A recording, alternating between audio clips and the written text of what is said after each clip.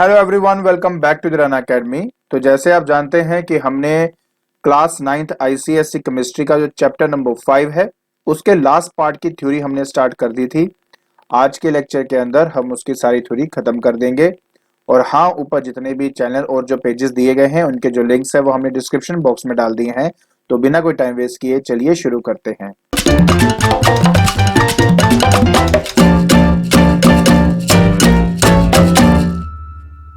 तो अब हमने बात करनी है बेटा ग्रुप नंबर 17 की। ग्रुप नंबर 17 को एक्चुअली में हैलोजेंस भी कहा जाता है।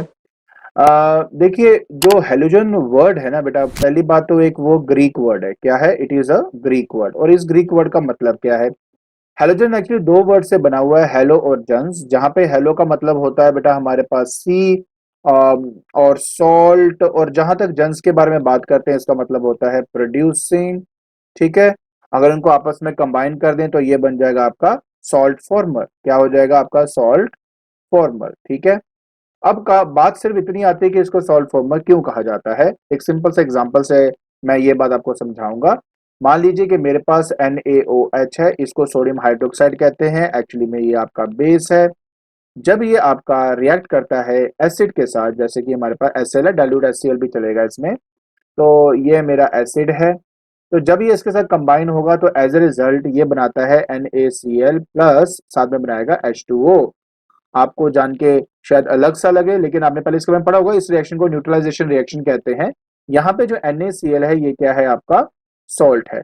इसमें ये जो Cl आप देख रहे हो ना, ये Cl एक्चुअली ग्रुप 17 का ही एलिमेंट है। तो आपने क्या देखा? आपने ये देखा कि जब इस एलिमेंट को किसी भी मेटल से रिएक्ट करवाऊं तो एज ए रिजल्ट मुझे क्या मिल रहा है? सॉल्ट मिल रहा है। तो जब कभी भी ये आपके जो एलिमेंट्स होते हैं, कौन से ग्रुप 17 के जो एलिमेंट्स होते हैं, जब भी ये किसी भी मेटल के साथ रिएक्ट करते हैं तो एज ए रिजल्ट वो सॉल्ट को प्रोड्यूस करते हैं। हाँ, न्यूट्रलाइजेशन रिएक्शन है तो एज ए प्रोडक्ट क्या बना रहे हैं? आपका वाटर भी यहाँ पर क्रिएट कर रहे हैं। ठीक है। बहुत सिंपल, आसानी से आपको ये बात समझ में आ जाएगी। चलिए, अब मैं आपको लेके चलता हूँ पीरियोडिक टेबल की तरफ।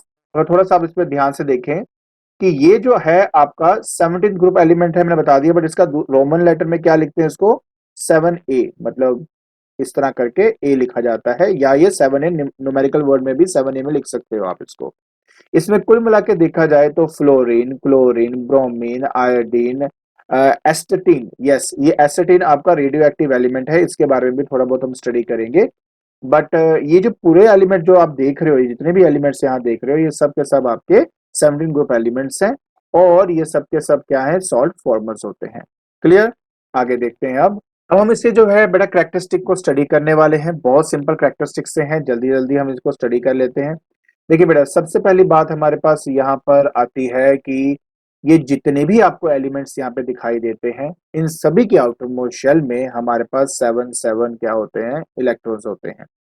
आपको मैं एक बात पहले क्लियर कर दूं बेटा कि एक्चुअली में इनके आउटरमोस्ट शेल में 7 इलेक्ट्रॉन्स होने की वजह से ये बहुत ही रिएक्टिव होते हैं नेचर के अंदर।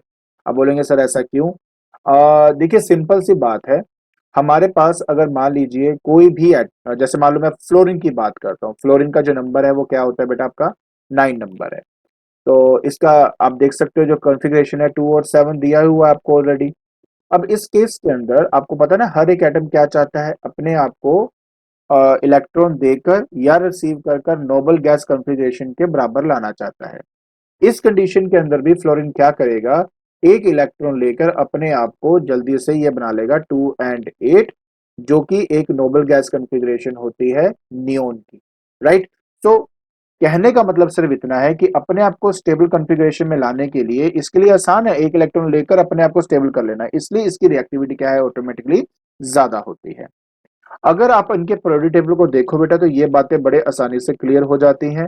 एंड क्योंकि एक बार बता देता हूँ बेटा, क्योंकि इसको 7A कहा गया है, तो वो मैंने पहले भी कहा था बेटा, जो इनका नाम है वो बताता है उनके आउटरमोस्ट शेल में कितने नंबर ऑफ इलेक्ट्रॉन्स हैं। क्योंकि 7A का मतलब होगा कि इनके सभी आउटरमोस्ट शेल में 7 इलेक्ट्रॉन्स पाए जाएंगे, जो कि हम यहाँ पे इलेक्ट्रॉनिक कॉन्फ़िगरेशन में आसानी से देख सकते हैं। क्लियर? आगे चलते हैं। फिर बेटा हमारे पास जो नेक्स्ट है वो आता है हमारे पास ये। अब हमारे पास बात आती है बेटा कि they are the most reactive non metals and their reactivity decreases down the group. बिल्कुल सही बात। देखो, मैंने आपको ऑलरेडी अभी आपको मैंने इसके बारे में समझाया है जैसे कि बेटा देखो ये मेरा पीरियोडिक टेबल है। इस पीरियोडिक टेबल के अंदर हम साफ साफ देख सकते हैं कि ये जो फ्लोरीन है, क्लोरीन है, ब्रोमीन है, जितनी भी इनके बारे में बातें हो रही हैं, इन सभी के आउटरमोस्ट शेल में सिर्फ और सिर्फ क्या है, 7 इलेक्ट्रॉन्स हैं। क्योंकि इन सभी के आउटरमोस्ट शेल में बेटा 7 इलेक्ट्रॉन्स है, इसलिए इनको क्या करना होगा, सिर्फ और सिर्फ एक इलेक्ट्रॉन लेकर अपने आप को स्टेबल कॉन्फ़िगरेशन में लाना होगा।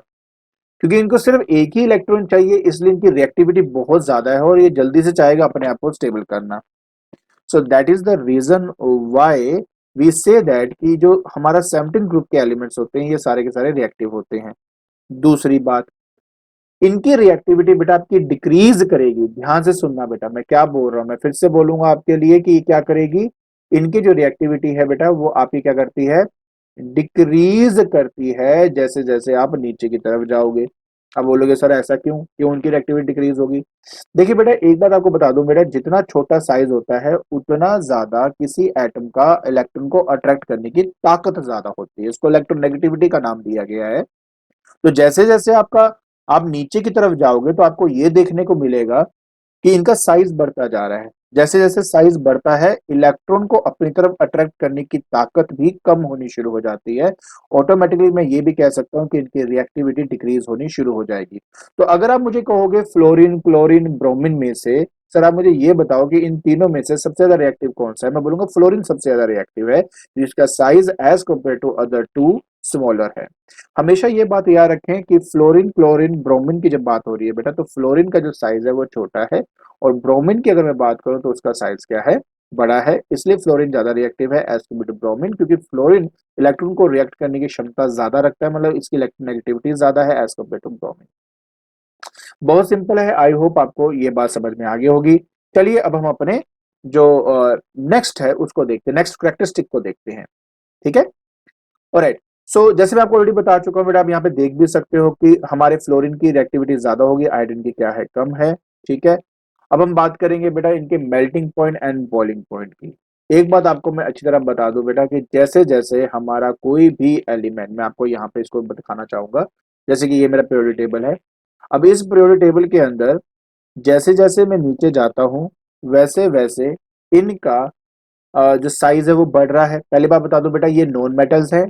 ठीक है, मैं आपको थोड़ा सा इसको क्लैरिटी के लिए यहाँ पे दिखा दूं बेटा कि ये जो है आपके, ये जितने भी आपको यहाँ दिख रहे हैं बड़ा, दीज आर नॉन मेटल्स। क्या है, ये नॉन मेटल्स हैं। और ये कौन है, ये आपके मेटल्स हैं। ठीक है, इनको भी एक इलेक्ट्रॉन की रिक्वायरमेंट होती है, इनको भी एक इलेक्ट्रॉन की रिक्वायरमेंट होती है। बस फर्क ये है बेटा कि ये जो मेटल्स वाले हैं ये इलेक्ट्रॉन देकर अपने आप को नोबल गैस कॉन्फ़िगरेशन लेके आते हैं, ये एक इलेक्ट्रॉन लेकर अपने आप को नोबल गैस कॉन्फ़िगरेशन में लेके आते हैं। अब आप बोलोगे सर मैं ऐसा क्यों बोल रहा हूँ, उसका रीजन समझने की कोशिश करें।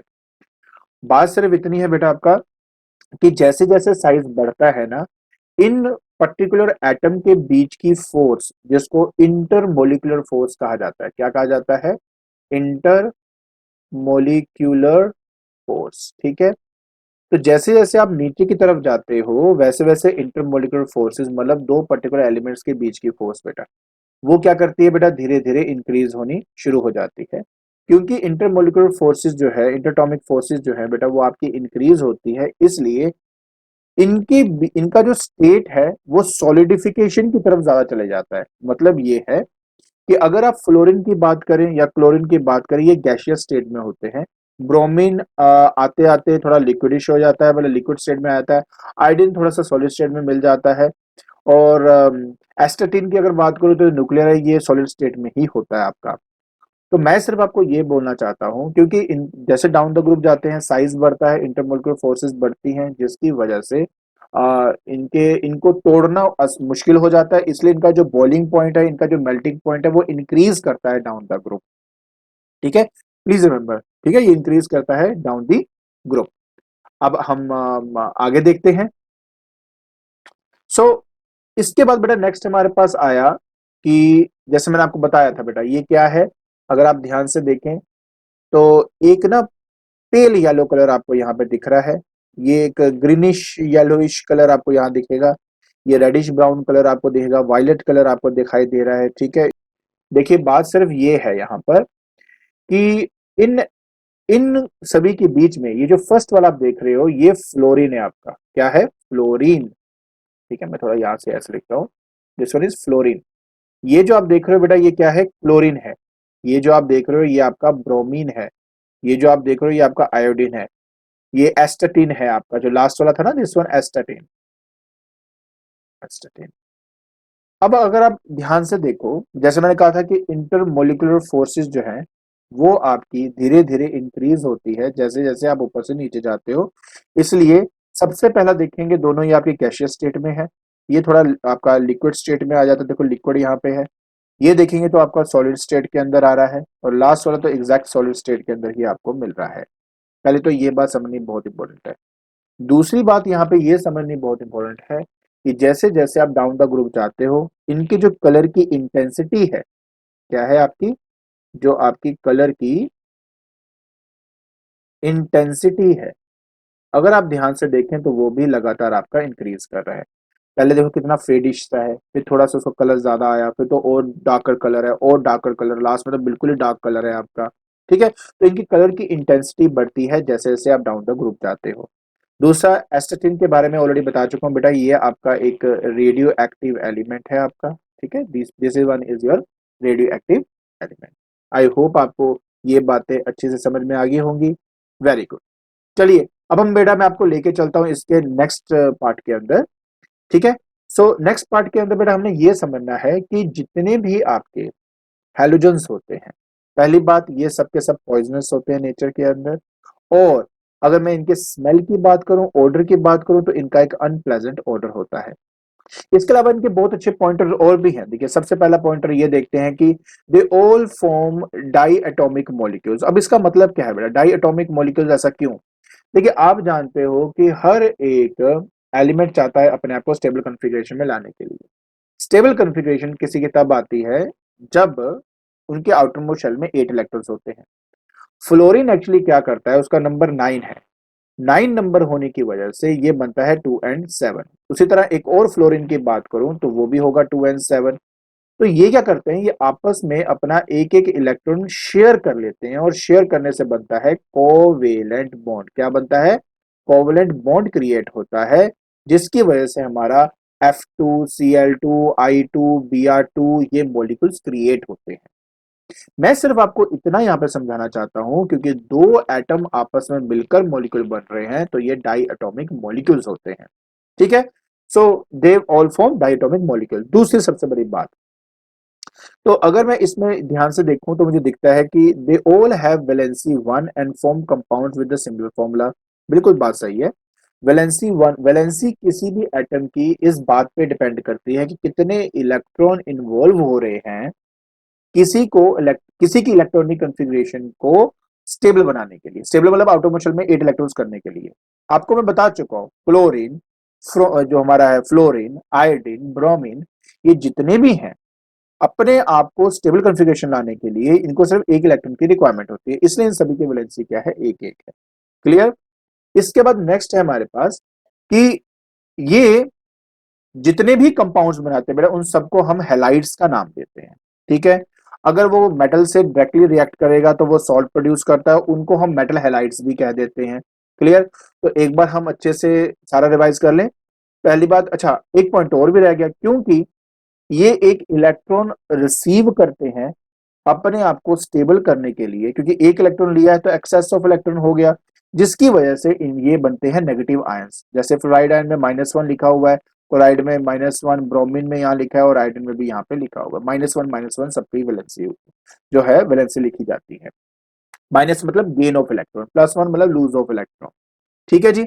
अब थोड़ा सा एक बार हम जल्दी से इन सबको बेटा रिवाइज कर लेते हैं। देखिए क्या कहता है, पहली बात कहता कि जितने भी हमारे पास जो हमारे पास के हैं हेलोजेंस होते हैं वो डायटोमिक मॉलिक्यूल्स हैं। दूसरा, इन सबकी वैलेंसी 1 होती है। तीसरा, ये हैलाइड्स होते हैं, मेटल के साथ मिलकर जो सॉल्ट क्रिएट करते हैं उनको मेटल हैलाइड्स का नाम देते हैं। और दूसरा, क्योंकि ये एक इलेक्ट्रॉन रिसीव करते हैं, जिसकी वजह से ये नेगेटिव चार्ज आयंस होते हैं। क्लियर? अच्छी तरह समझ में आ गया होगा। Very good. आगे बढ़ते हैं। अब हमने बेटा स्टडी करनी है नोबल गैस की। बहुत सिंपल है, आसानी से हम इसको स्टडी कर लेंगे। तो सबसे पहले बेटा हमारे पास क्या बात इसमें आती है, देखिए शुरुआत होती है मेंडलीव से। आप इन जेंटलमैन को जानते हो, मेंडलीव, हमने इसके बारे में पूरा स्टडी कर डाला पीरियोडिक टेबल के अंदर।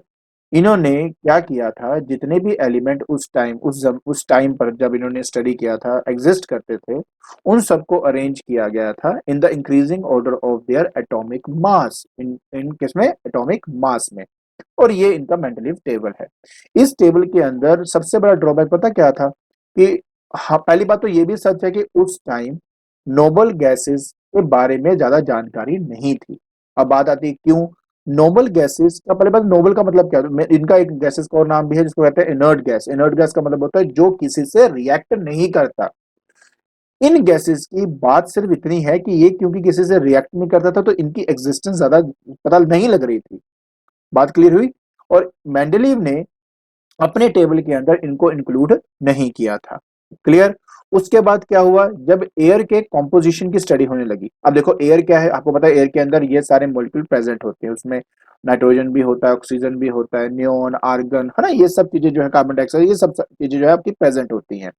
तो जब इन सब की एनालिसिस की गई तो एनालिसिस करने के बाद पता लगा कि अच्छा इसके अंदर तो, मतलब अब समझ लो कि जब एयर के मॉलिक्यूल की एनालिसिस की तो सबसे पहले हमें आर्गन के बारे में उसमें पता लगा था।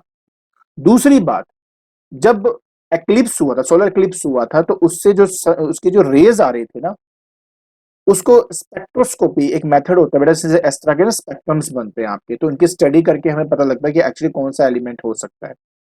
तब जाके हमें पता लगा, तो हमारा जो सबसे पहला मतलब जो एलिमेंट डिस्कवर हुआ था वो हमारा हीलियम था। क्या था हमारा, हीलियम। तब जाके हमें हीलियम की बारे में पता लगा कि ये यार ये नोबल गैस कॉन्फ़िगरेशन है, पहला नोबल गैस कॉन्फ़िगरेशन है आपका ये। ठीक है जी। तो स्पेक्ट्रोस्कोपी की हेल्प से कब, जब एक्लिप्स हुआ था, तो हमें पता लगा था कि हीलियम एटम क्या है, हमारा एक नोबल गैस है। इतनी बात भी क्लियर होगी आपको। अच्छा, अब हीलियम तो थे ही, आर्गन के बारे में पता लग गया। उस तरह कई और हमारे नोबल गैसेस थे जो कि आइसोलेटेड, मतलब बिल्कुल अलग थलग थे। उनको एक प्रॉपर सीरीज में, मतलब उनको एक प्रॉपर ग्रुप में नहीं डाला गया था। तो ये काम किया इन जेंटलमैन ने जिनका नाम था विलियम रैमसे। विलियम रैमसे ने क्या किया, जितने भी आपके नोबल गैसेस थे उनको सभी को 18 ग्रुप के अंदर डाल दिया। इस 18 ग्रुप को अगर ध्यान से देखा जाए तो हमारे पास सबसे पहले हीलियम आता है, फिर neon, argon, krypton, xenon, radon. ये जितने भी आपके एलिमेंट्स हैं ये सब आपके नोबल गैस कॉन्फ़िगरेशन एक्वायर करते हैं। नोबल गैस का बेसिकली मतलब होता है, नोबल गैस या इनर्ट गैस का मतलब होता है जो किसी से रिएक्ट ना करे। तो ये समझना बहुत इंपॉर्टेंट है। अब आप बोलेंगे सर ये रिएक्ट क्यों नहीं करते, इसके बारे में जानने के लिए हम इनके कैरेक्टरिस्टिक्स को स्टडी करते हैं। तो सबसे पहला कैरेक्टरिस्टिक है इलेक्ट्रॉनिक कॉन्फ़िगरेशन। मैं आपको बार बार बोलते थक गया कि कोई भी एलिमेंट अपने आप को स्टेबल करना चाहता है, मतलब वो ये चाहता है कि अगर उसके पास एक शेल है तो उसके आउटर मोस्ट शेल में सिर्फ दो हो। ठीक है, और अगर एक से ज्यादा है तो वो चाहता है कि उसके आउटर मोस्ट शेल में 8 इलेक्ट्रॉन्स हो। ये देख सकते हो, यहाँ पे एक शेल है तो दो है, ये 8 है, इसमें भी 8 है, इनमें भी 8 है, इनमें भी 8 है, इनमें भी 8 है। तो क्या दिख रहा है मुझे, ये दिख रहा है कि सभी जितने भी आपके यहाँ पे एलिमेंट्स प्रेजेंट है इसके अंदर, उन सभी के आउटर मोस्ट शेल में 8 इलेक्ट्रॉन्स होते हैं। क्योंकि सभी आउटर मोस्ट शेल में क्योंकि 8 इलेक्ट्रॉन्स हैं तो ये अपने आप में वेरी स्टेबल है। और क्योंकि ये बहुत स्टेबल है तो वो किसी से रिएक्ट भी नहीं करते, इनकी रिएक्टिविटी बहुत लो होती है। अंडर, मतलब कह सकते हो बहुत एक्सट्रीम कंडीशन में जाके हम चाहे तो इनको रिएक्ट करवा सकते हैं, अदरवाइज ये रिएक्ट बिल्कुल भी नहीं करते हैं। हमने इनके इलेक्ट्रॉनिक कॉन्फ़िगरेशन तो अच्छी तरह समझ लिया है, तो चलिए अब इसके बाकी के जो कैरेक्टरिस्टिक्स हैं उनको भी एक बार देख लेते हैं। तो इलेक्ट्रॉनिक कॉन्फ़िगरेशन में हमने क्या देखा कि ये जितने भी एलिमेंट्स हैं उनके आउटर मोस्ट शेल में सिर्फ 8 इलेक्ट्रॉन्स होने की वजह से ये they are very stable in nature.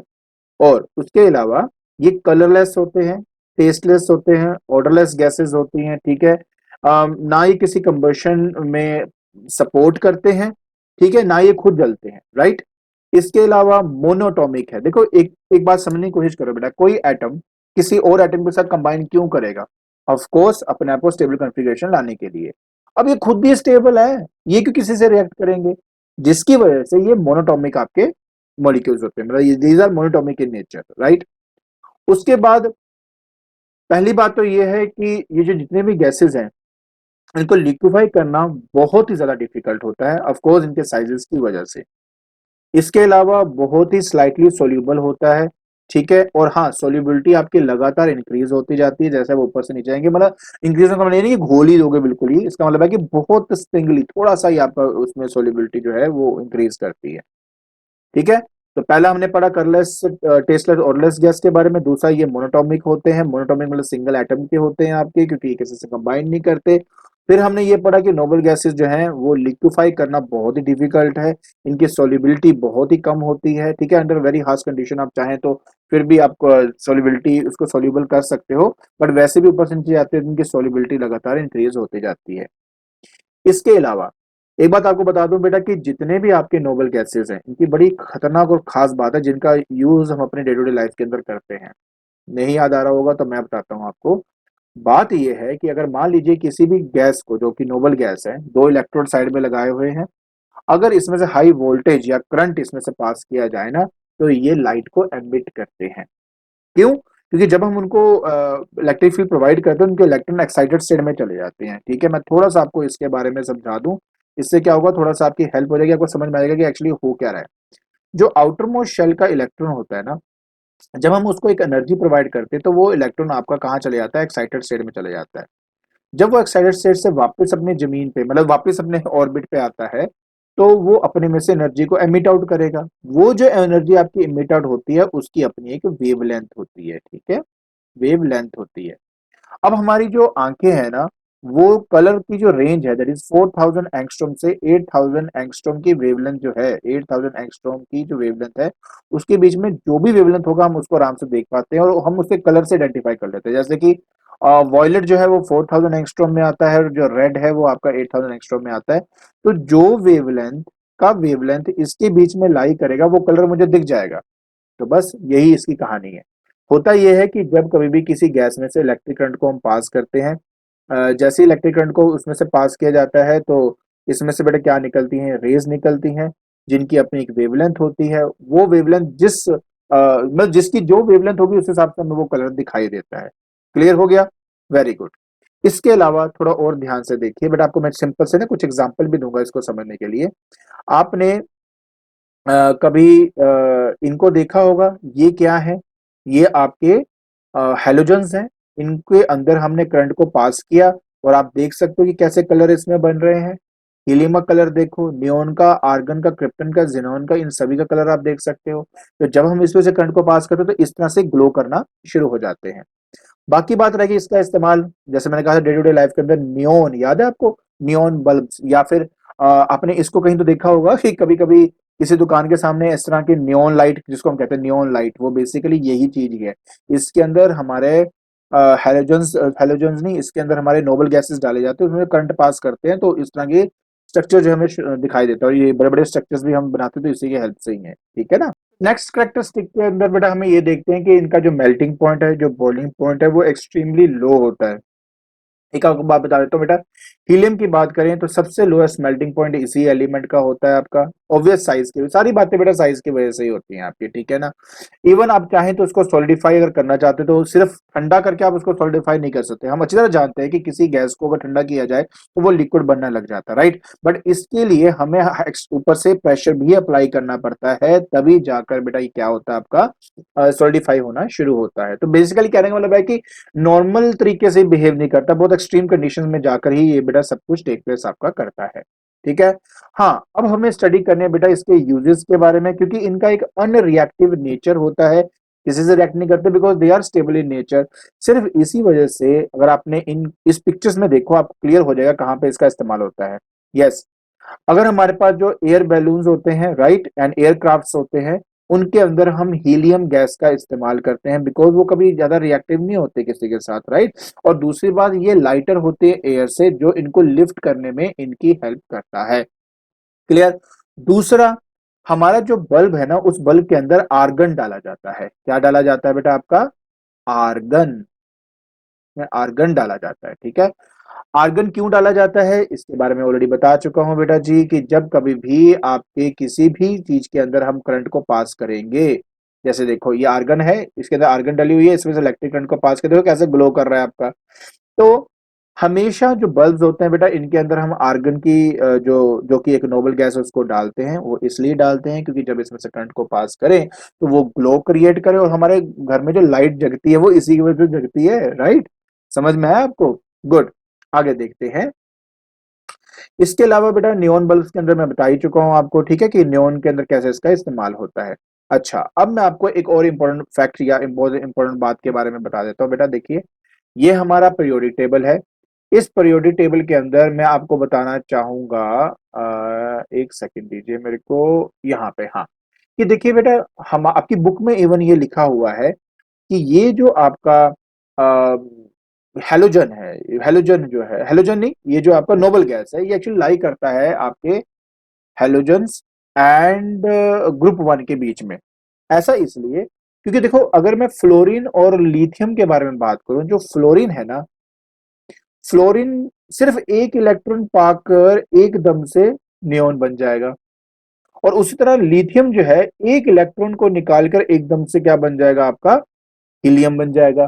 तो what I am trying to say that कि इन दोनों में सिर्फ एक एक इलेक्ट्रॉन का खेल चल रहा होता है। यहां से अगर एक इलेक्ट्रॉन निकालेगा, वो एकदम से नोबल गैस बन जाएगा। ये एक इलेक्ट्रॉन रिसीव करेगा तो एकदम से नोबल गैस बन जाएगा। सिर्फ इसी वजह से ये जो ग्रुप वन है और जो ग्रुप 17 है, they are very reactive in nature, they are very reactive in nature. ठीक है, एज कम्पेयर टू अदर जितने भी आप यहाँ पे देख रहे हो। दूसरी बात, जितने एक्सट्रीम राइट, जैसे अभी देखो इस टेबल में देखो, जितने एक्सट्रीम लेफ्ट में मैं जा रहा हूँ, जितना एक्सट्रीम लेफ्ट में जा रहा हूँ, तो उसकी रिएक्टिविटी बढ़ रही है। अगर मैं एक्सट्रीम राइट में जाऊं तो उसकी रिएक्टिविटी बढ़ रही है। ठीक है, लेकिन समझना बहुत इंपॉर्टेंट है कि ये सारे इलेक्ट्रॉन्स लूज करते हैं, तो ये आपके मेटल्स हैं, और ये जितने भी आप यहाँ देख रहे हो, ये क्या है, आपके नॉन मेटल्स हैं। क्योंकि ये इलेक्ट्रॉन देते हैं, ये पॉजिटिव चार्ज आयन बन जाता है, ये नेगेटिव चार्ज आयन होता है, और पॉजिटिव नेगेटिव के बीच में फोर्स एक्ट करती है, और उसकी वजह से में आयनिक बॉन्ड क्रिएट होता है, ये आयनिक कंपाउंड्स क्रिएट करेंगे आपके। ठीक है, तो एक नॉन मेटल और मेटल के बीच में आयनिक बॉन्ड क्रिएट होता है। हाँ, अगर मैं नॉन मेटल और नॉन मेटल की बात करूं, मेटल और नॉन मेटल के बीच में आयनिक, अगर मैं नॉन मेटल के बीच में बात करूं तो कोवलेंट बॉन्ड क्रिएट होता है। याद है मैंने F2 के बारे में बताया था आपको, जिसमें फ्लोरीन और अपने फ्लोरीन के साथ ही इलेक्ट्रॉन शेयर कर रहा है, तो कोवलेंट बॉन्ड क्रिएट हो रहा था आपका। तो हमेशा याद रखें, ये चीजें बहुत सिंपल सिंपल बातें होती हैं। कॉन्सेप्ट को समझो, आंसर तो अपने आप ही आपको आ जाएगा। क्लियर? आई होप आपको ये सारी बात समझ में आ गई होगी। ठीक है, हमने बेटा स्टडी करना है यूजेस ऑफ पीरियोडिक टेबल के बारे में, कि जो पीरियोडिक टेबल बनाया गया था in the increasing order of their atomic number, उनके क्या क्या यूज थे। देखिए, सबसे पहला यूज तो आपके सामने ही है, अगर आप ध्यान से पढ़ो तो आपको समझ में आएगा कि periodic table is very useful in predicting the existence of new element. Of course, देखिए, अगर आप देखो, मैंने आपको जब टेबल पढ़ाया है तो उसमें मैंने बताया है कि कैसे डाउन द ग्रुप साइज बढ़ता है, कैसे लेफ्ट से राइट साइज कम होता है, कैसे मेल्टिंग पॉइंट पे इफेक्ट पड़ता है, कैसे बॉइलिंग पॉइंट पे इफेक्ट पड़ता है। तो अगर मान लो कोई एलिमेंट को मैं डिस्कवर करना चाहता हूं, तो उसकी कई प्रॉपर्टीज तो मुझे उनके एटॉमिक नंबर से ही पता लग जाएगी। ठीक है, और पीरियोडिक टेबल में देखकर मैं बता दूंगा, अगर अच्छा अच्छा ये एलिमेंट यहाँ आ सकता है, इसका मतलब इसका प्रॉपर्टी ये मेटल भी हो सकता है, नॉन मेटल जो भी होगा, मतलब पीरियोडिक टेबल से आसानी से न्यू एलिमेंट की प्रोडिक्शन में कर सकता हूं। दूसरी बात ये कि कुछ एलिमेंट्स मेंडलीव के अंदर भी अगर आपने देखा होगा, कुछ एलिमेंट्स ऐसे थे जिनकी पोजीशन करेक्ट नहीं थी, तो इनको करेक्ट पोजीशन में लाने के लिए in relation to their properties, इनको increasing order of their atomic number में रखना बहुत इंपॉर्टेंट था। अब पीरियोडिक टेबल जब बन गया, तो हम जो एलिमेंट्स जो गलत मल थे, उनको भी हमने सही पोजीशन पे लाके रख दिया। ठीक है ना? उसके बाद ये है, जितने भी एलिमेंट्स हैं, उनके जो भी कंपाउंड्स बन रहे हैं, उनको सिस्टमेटिक और इजियर मैनर में स्टडी करने में हमारी को हेल्प हुई। जैसे आप अच्छी तरह जानते हो यार कि मेरे पास सबसे पहला जो ग्रुप है, वो जो सेकंड, जो सबसे लास्ट वाला ग्रुप है, यहाँ पे मेटल है, वहां पे नॉन मेटल है। मेटल नॉन मेटल के बीच में हमेशा आयनिक कंपाउंड क्रिएट होगा। किसी भी नॉन मेटल के बीच में अगर बात करूंगा, तो कोवलेंट कंपाउंड क्रिएट होगा। तो ये बातें मुझे तभी समझ में आई ना, जब पीरियोडिक टेबल के अंदर इन स्ट्रक्चर्स को मैंने रखा, अरेंज किया था। ठीक है, बाकी किसी भी पीरियोडिक टेबल के अंदर कोई भी एलिमेंट की जो पोजीशन है, वो क्या रिवील करती है? पहली बात, वो उसके एटॉमिक नंबर के बारे में बताती है। एटॉमिक नंबर बताता है उसके नंबर ऑफ इलेक्ट्रॉन्स के बारे में, उसके नंबर ऑफ प्रोटॉन्स के बारे में बता देता है हमें। ठीक है ना? दूसरा, इलेक्ट्रॉनिक कॉन्फ़िगरेशन के बारे में पता लग जाता है उसके कौन से शेल में कौन सा हमारे पास इलेक्ट्रॉन है। और तीसरा, नंबर ऑफ वैलेंस इलेक्ट्रॉन्स के बारे में, जैसे कि हमने पढ़ा तो था आज 17 ग्रुप के बारे में, जब बात करते हैं उनके एटॉमिक शेल में 7 इलेक्ट्रॉन्स थे, तो 7 उनके वैलेंस इलेक्ट्रॉन्स हो गए। ठीक है ना? ग्रुप 1 की जब हम बात कर रहे थे, तो उनमें कितने थे? 1। और ग्रुप 2 में 2। 18 की बात करें तो 8। तो ये हम सब ऑलरेडी स्टडी कर चुके हैं। ठीक है, और ऑफ कोर्स उनकी प्रॉपर्टीज हमने उनके इलेक्ट्रॉनिक कॉन्फ़िगरेशन को देखकर तो बता रहे थे कि मेल्टिंग पॉइंट बढ़ रहा है, कम हो रहा है, मेटालिक करेक्टर बढ़ रहा है, कम हो रहा है। तो वो सब इन्हीं की वजह से पता लग रहा था हमें। इसके अलावा nature of chemical bond, formula, इन सब की प्रोडिक्शन हमारी आराम से हो जाती है पीरियोडिक टेबल से। मैंने आपको अभी क्या बताया था, अभी मैंने यही तो बताया कि मेटल और नॉन मेटल जो है, अब मुझे पता है, मान लो मुझे दो आप कंपाउंड पकड़ा देते हो, अब मुझे कहते हो एक काम करो कि तुम्हारे पास एक मान लीजिए सोडियम है, एक क्लोराइड है, बताइए कौन सा इसमें बॉन्ड क्रिएट होगा। मैं बोलूंगा भाई सोडियम तो ग्रुप 1 का है, क्लोरीन मेरा क्या है, ग्रुप 17 का है। तो एक ये भी पॉजिटिव आयन बनाएगा, ये वाला नेगेटिव आयन बनाएगा, इनके बीच में आयनिक बॉन्ड क्रिएट होगा। अब मुझे कैसे पता, टेबल को देखकर। तो टेबल देखकर ये आइडेंटिफाई करना बड़ा आसान था कि दो डिफरेंट जो एटम्स आपस में मिलकर जो कंपाउंड क्रिएट कर रहे हैं, उनकी केमिकल बॉन्डिंग कैसे होगी, राइट। ठीक है, जैसे कि मैंने आपको ऑलरेडी बताया सोडियम क्लोराइड के बारे में, जैसे मैं अभी आपको सब बातें बता ही रहा हूँ बेटा ऑलरेडी, ठीक है ना।